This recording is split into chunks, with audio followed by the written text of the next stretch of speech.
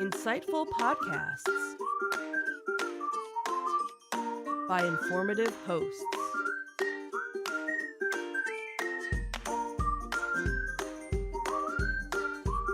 Insights into Things, a podcast network.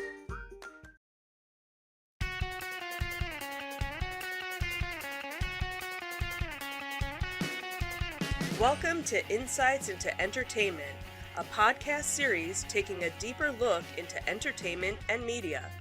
Your hosts, Joseph and Michelle Whalen, a husband and wife team of pop culture fanatics, are exploring all things from music and movies to television and fandom. Welcome to Insights into Entertainment. This is episode 120. Happy birthday and beyond. I'm your host, Joseph Whalen, and my loving and supportive co-host, Michelle Whalen. Hello, my love. How you doing today, sweetheart? I am just wonderful. How are you? I am frustrated, angry, irate, and a few other adjectives that I can't say on this podcast. But that's not what we're talking about today. No, it's not? No. Okay. Because there's a lot of things that are setting me off today. So I'm trying to calm down and be the happier Version of yourself that everybody loves. Exactly. Everybody loves me. Everybody. That's that ogre everybody loves. Mm-hmm. So today, in our Disney Detective, a happy birthday wish to my favorite celebrity. You're such a kiss up. And news of a film she's appearing in. And details are released of the new Lightyear movie. Now, just for the record, I didn't even realize it was her birthday until I saw it on Twitter today. Right. So, and then I happened to read over the show notes and saw that she was going to be in the movie that we're going to be talking about. Right. So I had to wish her a happy birthday on the show. So we'll do that when we get to that part of the show. Mm-hmm. Then in our Tales from the Edge of the Galaxy, someone besides me has cheeky responses to Disney's obscene prices for the Galactic Star Cruiser experience. Go figure. Plus, Disney is looking for an actress to play the live-action version of Sabine Wren. Very exciting. Mm-hmm. And for our entertainment news, a favorite canceled NBC series is close to returning. And then Wizard World sells out to Fan Expo. And as always, we'll finish up with our insightful picks of the week. Another one that I stole from you, conveniently enough. I'm so glad I'm there for you. It just goes to show you how culturally enriched you are that you're supplying so many good sources for me. I'm so glad. And then we obviously have some afterthoughts we're still talking about. Mm-hmm. So that's the show. Are we ready to get started? Sure. All right. Before we get into it, though, I do want to, implore, beg, plead. Please, how desperate do I us. want to sound today? Please subscribe. Subscribe to our Comment something. Let us know you're podcast. listening. You can get audio versions of this podcast listed as Insights in Entertainment. Video versions, we're kind of going through a transition right now. And Right. kind of a programming note. We currently host our video versions of the podcast on Castos. And I got notification from Castos that they decided that they were going to double our monthly cost to host with them for no really good reason. So I'm in the process of, we already have a new hosting provider. We're going to be moving our stuff over to there. I don't know what effect it's going to have on the video podcast during this transition. I'm hoping to be as smooth as possible, but nothing's ever smooth for me when I do these things. So it's going to be a complete disaster. Right. If you really want to watch the video version of the podcast, they are still posted up on YouTube to watch as well. And we do stream reruns of the shows all week long. So anyway, if you do want to look up the video version of the podcast and subscribe to it, that one's listed as Insights into Things, and it's going to affect all of our shows. Beyond that, we do ask you to give us some feedback. Tell us what we're doing right, what we're doing wrong. Give us some suggestions on expos and conventions and stuff like that we can talk about, because we're talking about all regional stuff close to us. Mm-hmm. I would love to talk about stuff around the country, around the world. Mm-hmm. So you can email that over to comments@insightsintothings.com. You can get us on Twitter at insights_things. We're on Facebook at facebook.com/Insights Into Things podcast. On Instagram, we're at Insights Into Things, or you can get links to all those on our site at insightsintothings.com. Okay, that's half the show right there. Thank you. Good night. Thanks for joining us tonight. Have a good week, everyone. Okay, are you ready to actually get to the show now? I guess. Okay. Sure. We're like 15 minutes into the show, and we haven't talked about anything entertainment yet. We are entertaining We are. enough. That's all people need. We're here all week, folks. Try the veal. Right.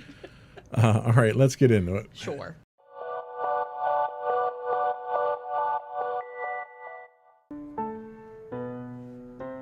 Go for Disney Detective. So Disney's Enchanted sequel, Disenchanted, finally wrapped filming in Ireland, and it's going to be coming to Disney Plus in 2022. So the movie is officially on its way. On Wednesday, the director and producer, Adam Shankman, who also did Hairspray, had announced that the sequel to the beloved 2007 movie Enchanted concluded production in Ireland, and it's on the way. He had posted, "Myself and Giselle, Amy Adams, would like to say that's a wrap. Disenchanted is coming to you in 2022. He wrote on Instagram alongside a photo of himself and Amy Adams, who stars in the movies as Princess Giselle. So the highly anticipated sequel has actually been in development since early 2010, according to the film's IMDb page, and Shankman was confirmed to return as the director in 2016. So the original film had Amy Adams' character who was about to marry a prince, and she was sent away from her animated kingdom of Andalusia, and was basically transported into New York City. Excuse me. There, she meets and falls in love with a lawyer and befriends his young daughter. So the story is said to take place 15 years after Enchanted, as Giselle questions her happily ever after and accidentally triggers events that turns everybody's world upside down, both in the real world and in the animated world. So along with Amy Adams, Patrick Dempsey, James Marsden, Idina Menzel, and Susan Sarandon will all be reprising their roles in the forthcoming film. Obviously, there's some added people that have been added to the cast. One happens to be your celebrity crush, bestie, Twitter friend, Yvette Nicole Brown. That's right, baby. So she happens to be in this, and as we had mentioned, today is her... Tomorrow. Oh, tomorrow. I'm sorry. Tomorrow is her birthday. So I didn't miss it. So you didn't miss it. You posted, a pre-happy birthday message. You even said we'd be talking about it on the podcast. And she liked the comment. She liked it, yep. So who knows? Maybe she'll actually comment on this. But anyway, so she's going to be... in the movie as well. So in May, it was announced that Maya Rudolph was also going to be joining the cast as a villain in the upcoming musical. So it is set to premiere exclusively on Disney Plus in 2022. So in development since 2010. When did the original one come out? I didn't 2007. Wow, really? Yeah. Because I remember we went to see it in the theater. We went to see it, yeah. It was one of our dates. Yeah. Yeah, that was... Yeah. So it's been in development for 10 years. 11 years now. Years. That's incredible. Yeah. Like, I wonder what held it up. Was it plot? Because obviously they got all the key characters back. Right. They were able to get all the characters. I wonder if it was just a matter of, the right script. Well, you figure it was in development 3 years after the original. Which makes sense. So, and then it was probably what do we want to do with it? And then, the other thing too is, can you get everybody back? Right. Because basically everybody that was in the movie has gone on to do many other things. Right. So it could have been a timing. Well, I would have to think too. It's a lot easier to get them back in 3 years than it is in 11 years. Yeah. So but then again, that also kind of helps to age age it out. That's too. true, because it is supposed to be set 15 years in the future. Right, too. exactly. Whereas if you did saves it, on the visual effects and post of exactly aging this way, you everyone. don't have to age them. You can age them naturally. Right. So I know it was a favorite of mine. It was a really cute movie, and the way that they handed it back and forth was really well done. Right, because it had that, you had the fairy tale world that was all animated, and then you had the real world, and what's always not fun. everything. What was really fun about it was to see how they translated the cute fairy animals from the animated world to New York. Right, exactly, and that was the funny part of it. How some of the characters were CGI'd to bring them in. Some transformed well when they came over to the human world, where some of them didn't. So, and I have to say, I appreciate Patrick Dempsey's sense of humor here with his singing ability. Right, because he actually had in the article said, "I will be singing for the first time. I've never sung publicly for a reason, so bear with me. I hope the fans embrace it. They've set me up for success, and the lyrics are fun." Yeah, that's the self-deprecating humor there is absolutely, appreciated. absolutely. So So should be a cute movie if they follow and it's going to be a great movie because Yvette's going to be in it. of course, So we has to be. got to get out to see it. Of course, we don't have to get out. Well, we got to get out of the studio to see it. Right, we have to go downstairs to the living room and watch it next year. So another movie that we have news about. Let's talk about that one. Right. So we had heard news of the Lightyear movie, but now some more information has come out about it. So every year since Pixar's inception, Buzz Lightyear has obviously remained a key player in the company's ever-sustaining longevity. He's probably arguably the most recognizable character Pixar has done with all of the Toy Story tales or the Toy Stories, with him being, the Space Ranger kind of at the forefront of everything. So now it seems that it's time for the cadet to go to infinity and, of course, beyond. So the famous spaceman will finally have a Pixar movie of his own with Lightyear, the 26th feature film from the multi-award-winning animation house. With Chris Evans lending his voice to the galaxy-hoppy journeyman, the Buzz Lightyear we won't be the same Buzz that we've all kind of grown up with over the decades, particularly as this variation of the character will follow the origins of the astronaut character who inspired the toy, not Andy's plastic friends. So we're still kind of learning some information about this June 2022 release. So here are some of the key things that we've found out. So the release date is supposed to be June 17th of 2022. So kind of less than a year from now. And while this past year and a half, Disney has been dropping, all of the new Pixar movies to Disney Plus, as of right now, there is supposed to be a theatrical rollout for this movie. So as of right now, it will not be going to Disney Plus. It will be in the theaters. But again, who knows where we'll be, in less than a year. Chris Evans will voice Buzz Lightyear. So for a lot of people, it's kind of hard to imagine Tim Allen not being the voice of Buzz Lightyear. But there have been lots of different actors actually throughout the years who have done the voice of Buzz Lightyear because they had the different cartoon versions of it.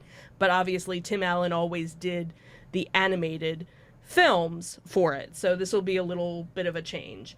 When it was announced, it was revealed that Chris Evans, not Tim Allen, would lend the voice because it's a totally different kind of character. So what we're going to see is the evolution of the astronaut and how he ends up becoming this toy figure. So I'm sure, I could kind of see the end of the movie happening with, the first prototype of it. Right. And you get to hear the iconic,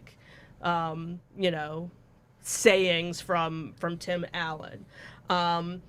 So again, it's not going to be a movie based on the toy. It's going to be the person behind the toy. So kind of a different direction than a lot of people were first talking about. And that was, I think, one of the things, too, when they had announced that there was going to be this movie. Everyone's like, you're making a movie about a toy? And then they kind of came out with some more information after that saying, no, it's going to be the inspiration behind it, whereas we saw from some of the other Toy Story movies, that Woody was a toy. He, was generated, he came to be from the show. The TV show. The TV show, and that was his origin. So now we're going to get to see, that Buzz Lightyear had a very different, coming to, to it. So let me get this straight. So Buzz Lightyear is Captain America. Is that like season 2 of What If? That would be kind of funny. And like, how many more iconic characters is Chris Evans going to play? He was Human Torch. He was Captain America. He's Buzz Lightyear. Now he's going to be Buzz Lightyear. Who's he going to be next? Superman? Well, no. He has to probably go to, Star Wars now. He could be the new Han Solo. He could be. Because he looks more like Han Solo than the Han Solo that was played in the movie Solo. Anyway, sorry, I couldn't resist there. Oh, that was funny. I heard he wants to be a pilot, too. So, anyway. So June 17th, 2022. Mark it on your calendar now. All right, we're going to take a quick break, and we'll be back with our Tales from the Edge of the Galaxy. As soon as I find the right button here.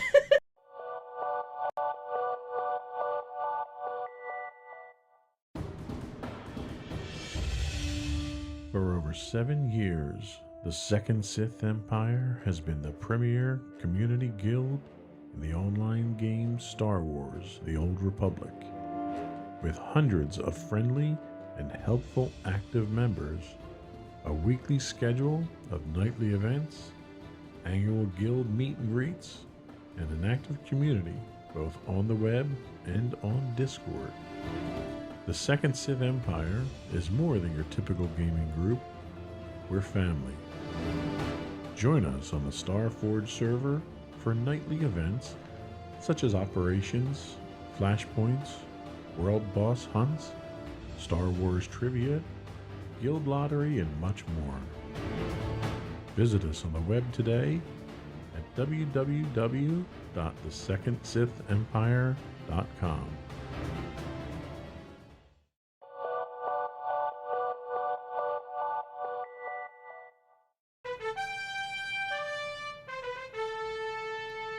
Go for Tales from the Edge of the Galaxy.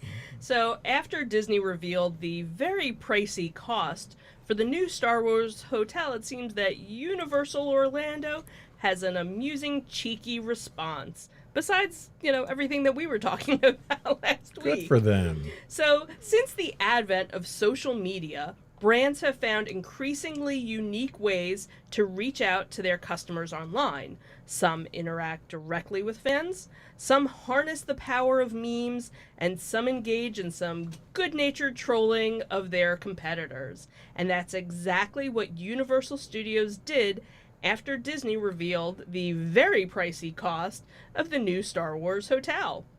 And the company even managed to incorporate a throwback to another golden social media comment. So, the rollout for Disney's Galactic Star Cruiser experience hasn't been as smooth as the company probably would have liked. After it was revealed the pricey packages of the new Star Wars themed accommodation, the response from fans online hasn't actually been very enthusiastic. There was one comment... Myself included. Yourself included. There was one that actually said, do you really think the family that can afford this is really going to disconnect from work for 2 days? Because daddy's going to be taking some business call while he's in negotiations, with the Trade Federation or something. So I thought that was kind of funny. So after it was revealed about the price packages, obviously, like we said, fans online weren't very enthusiastic. And the team at Disney probably didn't anticipate that one of the biggest rivals would kind of jump in at the chance to get in a dig. And that's exactly what Universal Studios Orlando Resort's official Twitter account did. They said, think how many churros you could buy with that kind of money. So it's safe to say that Universal Studios' social media team has mastered the art of subtweet. While the tweet didn't directly reference the griping that was happening on Twitter regarding the Galactic Star Cruiser, the timing and the fact that it came from the resort's account made it clear what the company was referring to. So if you haven't been following Universal Studios tweets recently, the reference to the churros might be a little bit confusing. So what it was actually referencing was a year-old inside joke among fans of the park that started when the construction of Islands of Adventure's Velocicoaster began. So after trolling fans about what was happening in the construction zone, one came to the conclusion that the park was building a churro stand. So the social media team embraced the churro joke and fans ate it up. And the whole affair had a particularly delicious payoff when the coaster actually opened with a nearby churro stand next door. So that's kind of their ongoing joke, obviously. So unfortunately, Disney's social media admins have had a harder time turning the Galactic Star Cruiser situation into a feel-good moment. However, the company is still in the early stages of rolling out the experience, only there's plenty of time to evolve and help fans get on board. The hotel itself is extravagantly priced, but it still may become an essential part of the Disney experience for Star Wars fans who feel like shelling out $6,000 for 2 nights. When details about the accommodation began to emerge, it became clear that it's not like a normal hotel and that guests who stay there will have a chance to live out their very own Star Wars story. In that way, it's designed to be like an attraction all on its own and not just a place where fans can crash for the night after a long day at the park. Obviously, we also know that food and lodging are included with the package, so that it might be worth it for diehard fans, but there's obviously no churros on the menu. But as we've talked about, it's still pricey for even the most diehard fan. You know, I think there was another thing that said that they want Ewan McGregor there to teach them the ways of the Force if I'm paying that much. And I have a theory here. I think Disney's going to cave to the pressure here and come up with a solution. And when you look at the solutions they've come up in the past, like, for instance, long lines. Mm-hmm. So when Disney runs into problems with long lines, they traditionally attack it by making the lines an attraction. Mm-hmm. So they don't shorten the lines. So I don't see Disney cheapening these prices at all. What I see Disney doing is offering financing for this now. So now you'll be able to finance your galactic boondoggle excursion. So you don't have to pay it all off. Right. So not only are you going to pay $6,000, you're probably going to be paying 5.5% interest to Disney if you do that too. So that's literally what I see them doing here, is giving you a finance option. I could see that, I guess. But kudos to Universal for getting into the spirit of things and really having their finger on the pulse of what absolutely. What the fans are looking at. I can honestly say, and it's funny because everybody knows we're huge Disney fans. Everybody knows you're one of the ultimate Star Wars fans. And whenever anything Disney pops up or Haunted Mansion pops up or Star Wars pops up, usually I have somebody tagging me on something or posting like, hey, did you see this? When are you guys going? Da, da, da, da. Not one person has said anything about, so did you book your tickets for Galactic Star Cruiser yet? Yep. Not a one has said anything. That just means they all watch the podcast. Right. Not one person that I follow, and I follow, probably almost half, a fourth of the people that I follow are all Disney friends on Facebook and Instagram. Not one person that I follow has mentioned anything like, hey, I'm saving my pennies now. I can't wait to be one of the first. Well, and to be honest with you, we're not the people that Disney put this up for. Absolutely. They put this up for the one percenters. And that's what they're charging Right. for. And that's who they're going to get. And that was actually the one article that I saw, I guess it was maybe a couple of days ago, was one of the Disney fan sites where basically they said, we're going to show you the equivalent.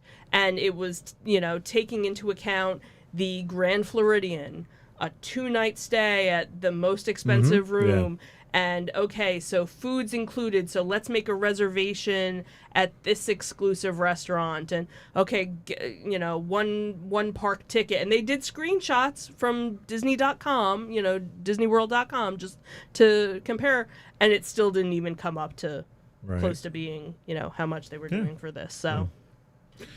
Anyway, on to bigger and better news in Star Wars. So it seems the Ahsoka series has been one of the biggest sources of speculation since it was announced last December.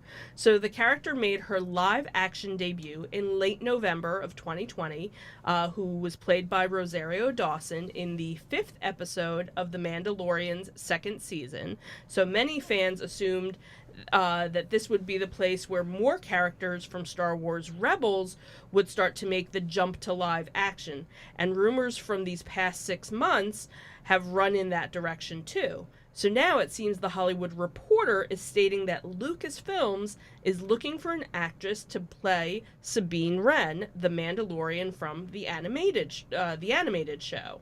So indeed, hidden in the article by The Hollywood Reporter about the newly released What If series from Marvel Studios, writer Aaron Couch had said that Lucasfilms is saying that a Lucasfilm source, is saying that this is the case. In particular, he had said now Dawson is leading a live-action Ahsoka spinoff for Disney Plus, with sources saying that Lucasfilms is looking for an actress to star opposite her as Mandalorian warrior Sabine Wren. So this means that now we can take a look, take it to the bank, where she is definitely going to be jumping from the animated series into the live action one. So obviously the article, didn't really go into it, but pretty much know that's what they're talking about. So now they were mentioning that the one actress who played her in the original show, she was actually a live action actress, but she did the voice. So is it something where maybe they would bring her in, or would they bring somebody else? Obviously you have somebody with Bo-Katan, Katie Sackhoff, who did the voice in the animated version, and they were able to bring her on. So do you kind of do that, or do you bring somebody else? Obviously, we're not really sure yet, because it's just sort of new. I guess, they haven't started doing anything yet. But obviously the next chapter from the Mandalorian pocket of the universe will come to us this December in the form of the Book of Boba Fett, which is basically being kind of called season 2.5 of The Mandalorian. So obviously more news will probably be coming out as this develops, and we'll probably be talking about it, I'm sure. And I really don't have anybody that I would say would be a good fit for it. The actress who played the voice of Sabine Wren, Tia Sircar, she is a striking resemblance of the character. So it would, if she's available, it would make a lot of sense to have her come in and fill that role. Right. But it would also be interesting to see how that's going to tie into The Mandalorian, because she plays a very pivotal part in the history of where we leave off with Mandalore, the planet Mandalore, and the government there, and her mother and stuff like that. So there's a lot of story that can go in that direction by bringing that character in. So very, very exciting, very interesting. It's definitely good to see them bring these animated characters into the real world for us to really latch on to. So that was all we had for our Tales from the Edge of the Galaxy. We'll be right back with our entertainment news of the week.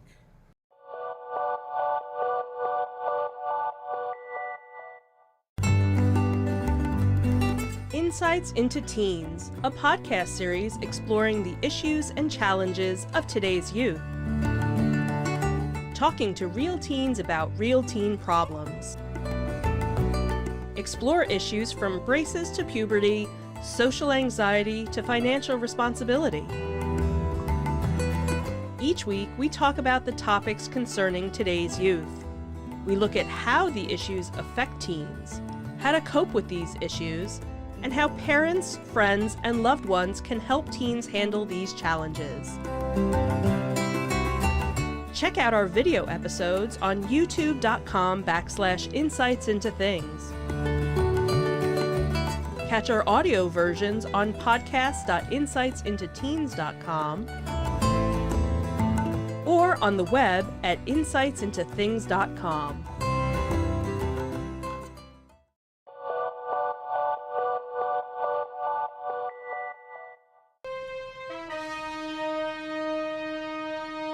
Go for entertainment news. So this was news that kind of made me happy because I obviously was a huge fan of Zoe's Extraordinary Playlist, and just a few months ago they had canceled it after its second season. So now it seems that it might get one more chapter after all, thanks to an unexpected venue. So Lionsgate Television, the lead studio behind the unique series, is reportedly close to a deal with Roku to develop a holiday movie for its own streaming channel. So NBC had canceled the show after 2 seasons in June and attempted to move the show to NBC Universal's Peacock network, and that was unsuccessful. So the Roku movie would bring back the entire cast, including Jane Levy, who played Zoe Clark. The deal is still being finalized, but if the movie is successful, Roku might consider ordering another season of the series, sources told this outlet. Lionsgate's efforts to keep the show alive were extensive, but nothing came as close to fruition as this unique Roku plan. While Lionsgate's search was on, the cast's contract options expired at the end of June. This was thought to be the final nail in the coffin for the show, but however, after Lionsgate started talks with Roku, the studio reached out to the main cast and is now close to finalizing deals with them for a holiday-themed movie. While Roku is best known for its streaming hardware, the company has started making strides to beef up content on its own Roku streaming channel, because, you know, everybody has their own streaming channel now. So the biggest content acquisition so far has actually been the Quibi library. There's a winner. Yeah.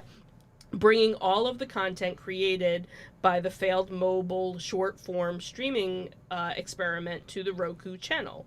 So the company recently reported that it's had 55.1 million active accounts, jumping from 1.5 from the first quarter of 2021. So Zoe's Extraordinary Playlist basically centered around Zoe Clark, who was a San Francisco-based software engineer who can understand people's feelings through their heart songs that only she can hear. The rest of the cast is had Skylar Aston, Alex Newell, John Clarence Stewart, Mary Steenburgen, who, you know, who rounded out the cast. So the show's second season ended with a surprising cliffhanger, which made its cancellation in June even more heartbreaking. So though the show never earned huge ratings, it did build a dedicated fan base. The choreographer of the show actually won an Emmy for outstanding choreography for a scripted program. She also got 2 other nominations for season 2. It was also nominated for Outstanding Original Music and Lyrics. And Bernadette Peters earned an Outstanding Guest Actress in a Comedy Series nomination.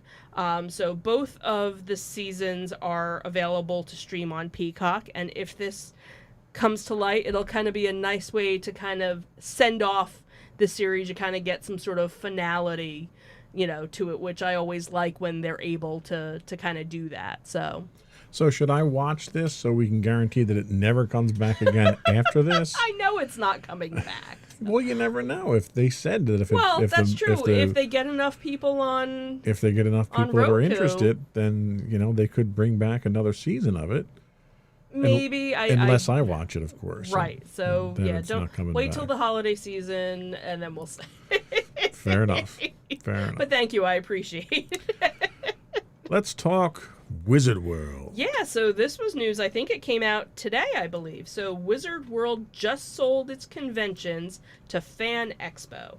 So fans generally think about pop culture conventions as being tied to a specific city, like San Diego, Chicago, New York, etc. But those conventions are usually run by larger companies. And now, after its latest acquisition, one company in particular has become the biggest of all. Fan Expo, which already runs almost a dozen events across North America, has just acquired the rights to 6 Wizard World conventions: Chicago, Philadelphia, New Orleans, Portland, Cleveland, and St. Louis. So according to Newsarama, this makes it now the largest comic convention organization across the globe. So Fan Expo HQ is devoted to creating unmissable, exceptional fan experiences. We're beyond thrilled to be able to offer that to fans in 6 new locations, and pleased that Wizard World recognized our ability to elevate guest experiences to the next level. This was a statement that came out from the Fan Expo HQ president. They also said, we're looking forward to getting to know each of these individual communities, learning what they are looking for, and raising the bar. So it's certainly a huge shift in the convention scene as the Wizard World brand, technically now Wizard Entertainment Incorporated, has been around for what feels like ages.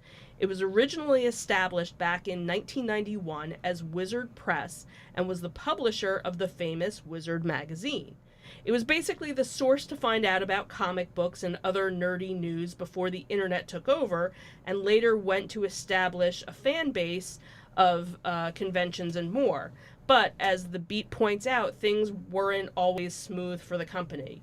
The changes are already live on the Fan Expo website for the undated 2022 conventions in those cities. One last Wizard World, taking place in Chicago in October, will still occur, and however, after that, Wizard World will no longer have any stake in the convention circuit. The company will continue to run a collectibles business and have space at the conventions. For fans, it's safe to assume this deal doesn't change much for them. Most comic conventions are pretty much the same. Lots of people, lots of booths, lots of Funko Pops. Only now the name on all the badges, on the banners is going to be different. And, the money that you pay is obviously going to another company now. So like so many other businesses, the entertainment convention industry as a whole obviously took a huge dent during the ongoing COVID-19 pandemic. Even the biggest comic convention in the world, San Diego Comic-Con, which is run by a non-profit organization that also runs WonderCon, admitted the lack of live events during 2020 put a huge burden on the company's finances. You'd imagine that's the case with most companies who rely on live events, so maybe a sale like this isn't so much of a surprise.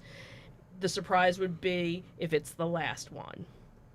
And you know what? If this is what keeps the conventions going, I'm all for it. Right. We've had mixed experiences going to Wizard World. Mm-hmm. The early days that we were going, 10, 15 years ago, they were very different, run very differently. Mm-hmm. Yeah. We had a really rough period about 7, 8 years ago. Right, and we actually stopped going. And we stopped going because we wound up. We had such a good time the first couple of years we wound up going with the VIP package, and it was just a terrible experience. It was a waste of money. Mm-hmm. It was poorly run. Mm-hmm. It was disorganized.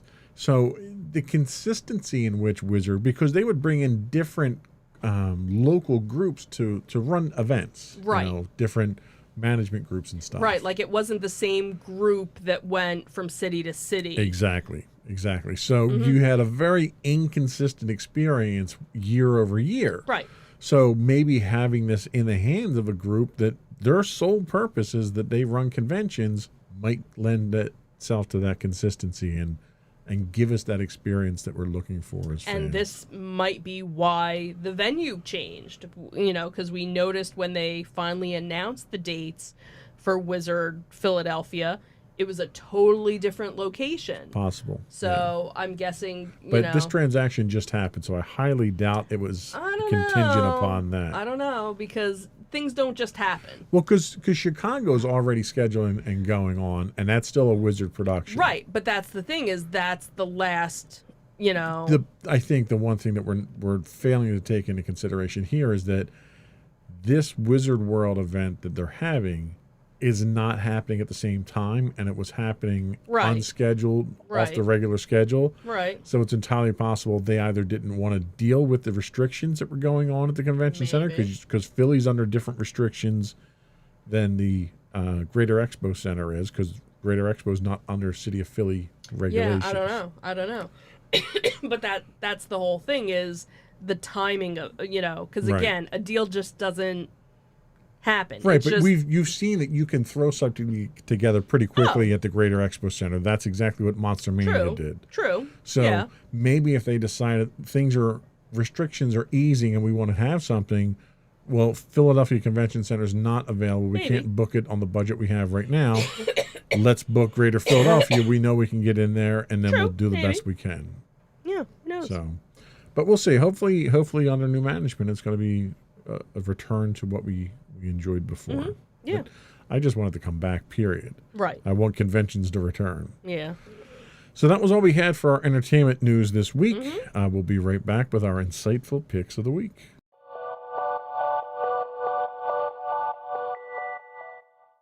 Go for your insightful pick. So my insightful pick actually is a CNN original series called The History of the Sitcom. So the history of the sitcom reunites audiences with the television friends, families, and co-workers they grew up with while introducing cutting-edge comedies that are sure to be on your next binge-watching list. The 8-part docuseries features over 180 original interviews with sitcom icons including Norman Lear, Tina Fey, Tracy Morgan, Lisa Kudrow, Jason Alexander, Kelsey Grammer, Kim Fields, Tim Allen, Carl Reiner, Dick Van Dyke, George Lopez, Mel Brooks, and a whole lot more. They basically break down how sitcoms have helped generations of Americans navigate an ever-shifting landscape. And what's interesting is that they kind of break it up into different subcategories. So the one is Family Matters. So it talks about all the different family dynamics of how the sitcom, throughout the years has developed. Then they talk about sex in the sitcom and how, certain things you couldn't talk about in the 70s that now you can talk about and, kind of make fun of or laugh about it, and how it's easier to talk about. Then there was an episode, Just Friends, and all the different sitcoms that went around that. Then the Working for Laughs, so all the different ones that related around a workplace environment. Then the Freaks, Geeks, and Outsiders version. And finally, the last one was Escaping Reality. So each episode is... I think they still have one more, so they've only shown 7 out of the 8 right now, but they are all available on the CNN app if you have that. Okay, cool pick. Thank you.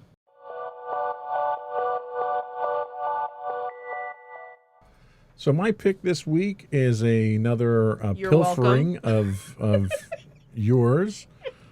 Technically, you hadn't watched it before me. It was one that you wanted to watch, and we watched it together last night. And it's called Shadow and Bone on Netflix. Shadow and Bone is a fantasy television series for Netflix that premiered on April 21st.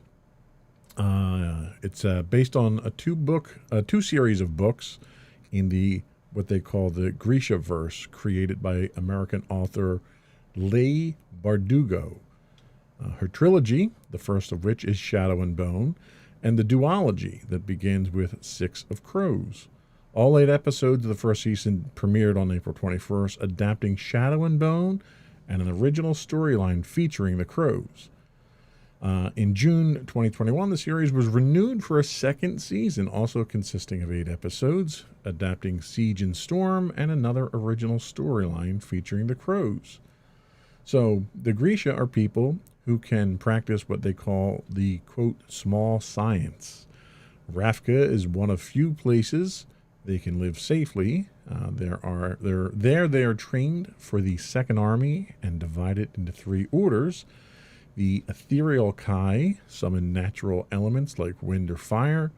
The material Kai summon or control materials such as metal and glass. And the corporeal Kai manipulate people's bodies. Ravka's Second Army is led by General Kirigan, who has spent his life searching for a Grisha who can summon light, the only person who could destroy the Shadow Fold, a region of impenetrable darkness created hundreds of years ago. Since then, Ravka has been at war and is now on the brink of splitting in two as the West seeks independence. Alina Starkov turns out to be such a Grisha, and word spreads that a sun summoner has been found. In the trade city of Ketterdam, Kaz Brecker is hired to kidnap her. Fjordan witch hunters are sent to kill her, and the people of Ravka venerate her as a saint. Don't know which way to turn in that place. Alina must come to terms with who she is and decide who she can truly trust as she searches for the power that will allow her to destroy the Fold and save Ravka. So, the imagery and iconography initially strikes me as a mix of Carnival Row and Avatar: The Last Airbender. It has kind of a Victorian steampunk feel to it with a mix of mystical magic. So far, we're only 1 episode in, but I'm compelled to continue to watch it more. The storytelling at first is kind of disjointed and unorganized, hopping between time periods and individual backstories. But at the end of the first episode, they do bring all of that confusion together in a compelling, if still unclear, story. Not having read any of the books in the series, I come into the show completely unaware of the world at large. As a result, I struggle at some times with the dialogue, not knowing if they're talking about a person, a place, or an organization. The immediate feel from episode 1 is that the story is set in a very rich and diverse world. Think a Tolkien-type world where there's a huge history to it. The story is presented in such a way as to make me want to explore it more, so there's a good chance I might actually pick up the books and read about it. I was impressed with the first episode, and I'm in it for a few more at this point. I don't like to commit to full seasons because I hate getting disappointed in the middle of a season. I was pleased to see it was picked up for a second season, which might mean it's here to stay for a while at least, and I haven't canceled this show yet because I hadn't started watching it yet. That's always a good thing when you go to Netflix and it says season 2 is coming, and you're like, oh, good, now I can at least be invested in this. So Shadow and Bone on Netflix, You're and welcome. thank you. We'll be right back.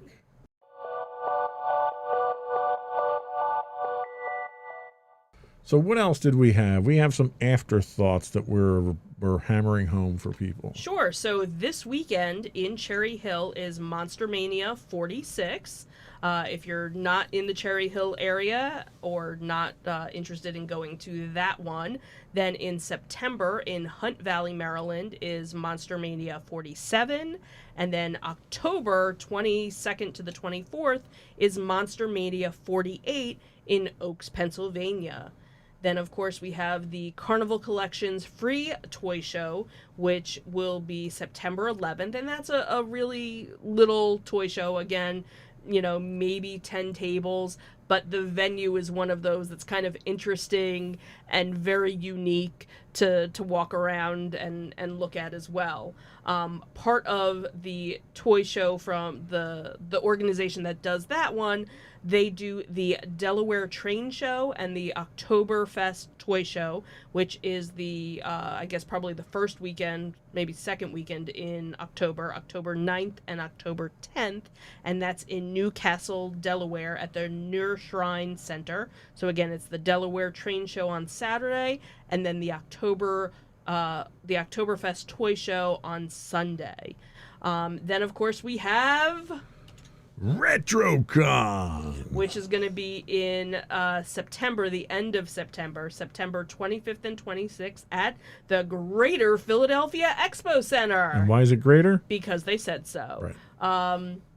And then if you just kind of, stay over the weekend or for the week, right after that is Brickfest, which is October 2nd and 3rd. Again, a cute Lego-based fest. So if you're into seeing some grand creations, from the smallest thing to big life-size things, this is definitely the convention for you. Okay, that's it? That's it, because you didn't move anything up yet. Well, because we still we got talked about it, right? So the next one we're going to be moving up is Wizard World. Wizard World. So Wizards, as we mentioned, isn't going to be called Wizards, I'm guessing. I don't know. They're still publishing it as Wizards. Are they still publishing it? I went to check. So that convention it might that's change, normally... so I didn't want to move it up because I didn't know if they're changing right, the we don't name. know what it's called, but Wizards Fan Expo, Philly, whatever. Something else at the Greater Philadelphia Expo. Is going to be November 12th, 13th, and 14th at the the Greater Philadelphia Expo Center. But we'll talk about that when we have more details. Exactly. We're still a ways out from that. That's it. Another one in the books. Yeah.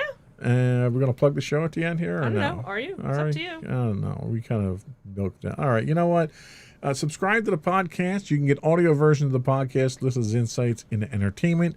Video versions of the podcast, you can subscribe to Insights into Things. We're on Apple, Spotify, Google, Stitcher, iHeartRadio. Also, reach out to us, give us your feedback, give us some conventions in your neck of the woods that we can talk about. We'd love to plug them. You can email us at comments@insightsintothings.com. You can find us on Twitter at insights_things. On Facebook, we're at facebook.com/insightsintothingspodcast. On Instagram at instagram.com/insightsintothings. Audio versions of this podcast can be found on the web at podcast.insightsintoentertainment.com. You can find the video versions of our podcasts at youtube.com/insightsintothings. And we do stream 5 days a week, we'll say, sometimes 6 when we do the monthly podcast. But we stream on twitch.tv/insightsintothings. I'm not going to beg for subscriptions. And if you missed out on all of those links and you just want to go to our main site, find our little bios with our cute little animated pictures, you can go to insightsintothings.com. That's it. Another one in the books. Have a good week, everyone. Bye. Bye.